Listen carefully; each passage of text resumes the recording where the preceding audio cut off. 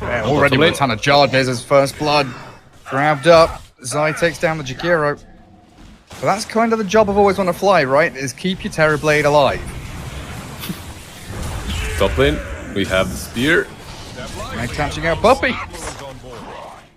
This is a nice move from FTM, though. You know, they all come up top. They all play kind of around the TB, giving a bit of secret, a bit of space to secret, but also giving themselves a lot of room to farm. Puppy. They find Puppy inside the arena. Missing with the dust, though. Was that dust from a Lohan answer? They're still going to find him as he's silenced up and cleared out by FTM. I'm a big fan of Terrorblade's kill score. The triple threat of 0-0-0. He has hit a lot of creeps as Iceberg blown up. Team Secret make the immediate jump. And here comes the swarm of secret heroes. They're spreading pretty thin across the map, but it doesn't make them feel weak. Like Puppy, even if he dies down here, it's so much room to move atop where Always on a Fly is going to get found with the birds. X mark back into the torrent. And there it lands, the dead body of Jakiro. Well, bottom lane, they do catch Puppy, so the one-for-one trade. But you start to feel now that with top tier 1 falling, and maybe that top tier 2, even Secret TPing bottom to defend, it is always a net win for Secret going 1-for-1 like that. Well, he only needs the recipe if he spends his gold, so he is close, getting closer. Nisha toying with the Death Prophet. And there's the jump from General, the Mars, with the arena catching Zai, but they've got the boat flying on forward. Zai will die in the midst of it all with that Macropire down. As Matsu, thinking about turning onto Iceberg, Yulesed up now as they do stop advancing because Iceberg's being handled by the little birds, flapping their wings over the Mars, but not landing on his head. They're trying to find him. General. Oh, he blinks away and gets the bounty rune, but Aloha Dance might not have the same luxury of escaping. Disrupts. There's the torrent, well placed. Nisha was expecting that move.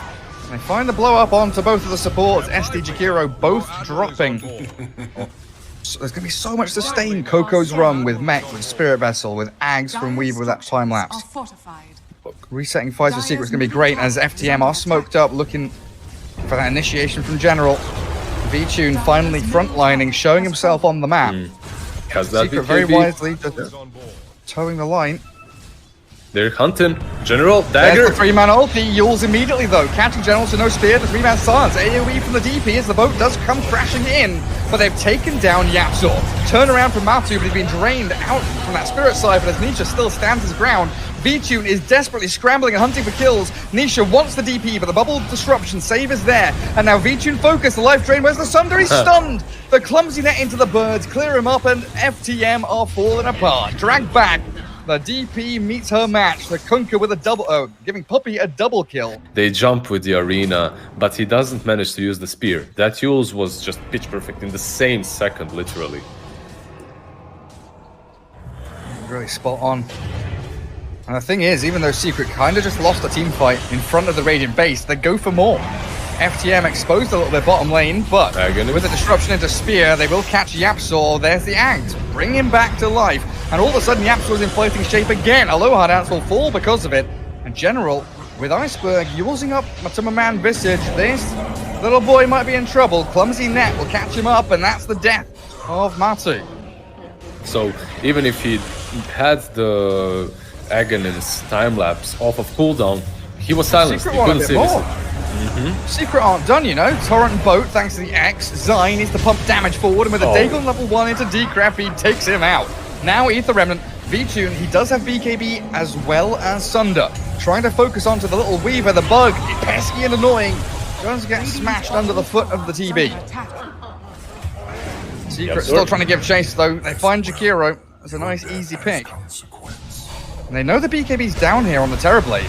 He pops Manta, the clumsy down onto Zai. The Yule's DP is kept safe thanks to it. Ether Remnant trapping up Iceberg, and here we silence up to the high ground, but look at the damage onto that TB who's saved by disruption. Secret really are holding this high ground so beautifully. FTM just can't leave the vicinity, and Shadow Demon the final casualty. They're just playing with them so hard around this high ground. Man, Anisha had a secondary life if need be. But like that, even with the perfect play, you still can't do anything because of Weaver Ags. Exactly. Top lane Jakiro. Yules up top.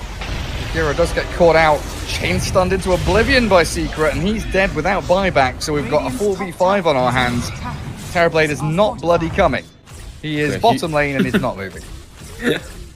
He's angry. Guys, I need to hit 200 more creeps. Just give me 10 minutes, please. He's getting the bounty runes, and Jakiro will have a buyback because of that. DP's dying. DP is very close to death. The jump back, though, as that Lotus Sword does return some soul assumptions. Shadow Demon blown up by Zai. So quickly removed from the game. He does have buyback on the SD, but your racks are falling. They're Xing, torrenting, aggressively forcing FTM back and away from this top lane. No defense has been mounted, really. Did Jakiro just buy an item? Because before Vitune took that bounty, he was very close to the buyback, and then he was further away. I think he bought wards or something, like a sentry. Maybe so. In any case, his buyback wouldn't really have mattered way too much. And they need to be careful. Iceberg. That's a little risky. He's got Yule Scepter. Still going to get X-Mark back as Team Secret, they reset back onto the low ground. But the TB's in an awful lot of trouble. Torrent won't connect on him. He BKBs, he doesn't, he runs forward. They've got the time lapse, so Visage is full HP again, and in comes the rest of Secret. A good Mars ulti will trap 3 inside. But General is isolated, all alone. He's got no friends. He's going to walk himself out of the Colosseum, but the Torrent's there. Onto the DP, and they focus Iceberg. Really zoning on onto the Death Prophet, but she's healing so much. Lotus Orb there, but she will fall. As Team Secret trade her out for Yapzor, but Nisha is healthy as heck. And he's going for TB. There's no Sunder, no BKB. He's got Manta and that Disruption to buy him a little bit of time, but the clock has been broken now. FTM without their primary hero. General's trying his hardest to spear back any of Secret into this base. As the buybacks have all flown through, they've got the Kunker's Aegis. But it feels like that's the only real win here that FTM have gained. As Nisha is just going to be able to wander himself out of the Macropire Flames. And Matumaman, he's just chilling, hitting barracks, destroying buildings. No one's touching him. It's ridiculous what Zai is doing this whole fight. That's like 10th Dagon that he has used in the whole skirmish. He's just sitting back and life draining the proper hero on his side that needs help. 10 seconds for TV. They've caught the little Weaver. Ice Path. With the God's Rebuke, they've managed to trap him up against the wall, but the life drain keeping him alive, and Poppy might get a time-lapse off in time. It's very close, but he still will fall, dead for a minute and a half. Secret without their Weaver, but it's still a 4v4. No General Mars, as Always Wanna Fly, just wanders into the Valley of Death here. In between Nisha and Yapzor, the Jakiro has nothing to do but die. Iceberg also very close. Disruption delays the inevitable. There is no escaping the wrath of Secret as Nisha, with Yapzor clearing through members of Vitune, FTM one by one. Vitune, that's a little man to them. And Weaver there, I think he could have lived, but he was a bit greedy. And yeah, GG. It doesn't really matter. I think he could have got time-lapse off, right? But he was holding it. Yeah, he went for the Sukuchi play to try and be cute, to try and save the time-lapse for someone else, maybe. Lone Druid and Razor were always like the two heroes where you like snap pick against OD, and you're picking OD into a Lone Druid here. What every OD player wants to do, he just wants to make your life hell. He doesn't really care if he's gonna win or not, as long as he makes you miserable. There it is. Oh god, is to get the vessel in this game. Bottom lane. Zai helps out by the double Fisher. Vitune back into the trees to salve up, but Always Wanna Fly has been left here isolated. They need a few more punches. Yapzor and Zai not quite with enough finally. Yappy with the boots advantage will be able to chase him down. But yeah, I agree. Koikva has been... This is the play. For that, it's a dual win. This is the play. You feed him, you made him chubby on this Poppy though, top lane. Having to orb away, but they've got the Searing Chains. He can't get out of there with a jaunt. He outpushes the wave, and then he also scouts the Yapzor on the right side. These small things really do matter in the laning stage. Oh, General is hunting behind tier 1 top lane, gets the chains as Poppy. Mid lane as well. By his own orb, while mid lane Always Wanna Fly. Yet again. My Dreamcore General, he's gone in behind that tier 1. Leashed up, they infest inside. General, he's still trying to play around and find the putt kill as they do bomb out with a lifestealer. But Rage on cooldown now as Zai sprinting forward, doesn't have duel for another 7 seconds. Nice path again with a Blink Echo. Yabzor utilizing that item pickup beautifully as they continue hunting for more targets. 2 down and the third one should be General. Cooldown on Remnants. 10 seconds to go, but he's slipped away through the trees. They don't get him. But still a great debut of that Blink from Yabzor. Iceberg Aghanim? Oh, that's a good duel from Zai. He might not get him, but because of that, Nisha is safe.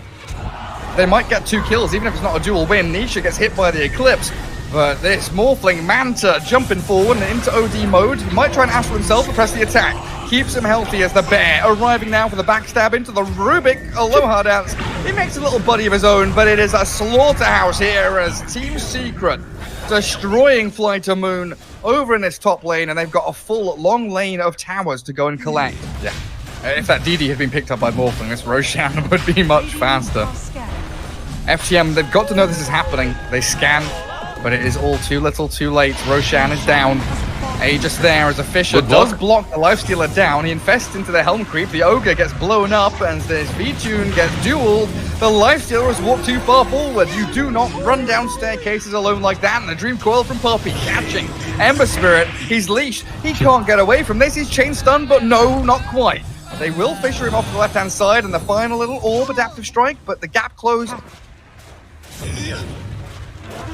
Radiant structures are This bear just destroys buildings. Ember. Yeah, he is incredibly low. He's still going to go with a slight chains, and the Blink Echo from Yabzor only catching Always Wanna Fly because of that sleight of fist from General, and the duel from Zai. Yes, V-Tune's in there, but it's healthy, and he can turn to fight against Nisha while Yabzor falls. FTM holding their line and making sure the high ground isn't breached, but they're all so low and running out of resources. But so are Team Secret. The Bear very aggressively moving on to the OD, but the Sandy's Eclipse will clear through Zai, and the Lifestealer is back into the fight with a 3-man Dream Call, but it starts as well. That Wedding Rift, beautiful from Puppy.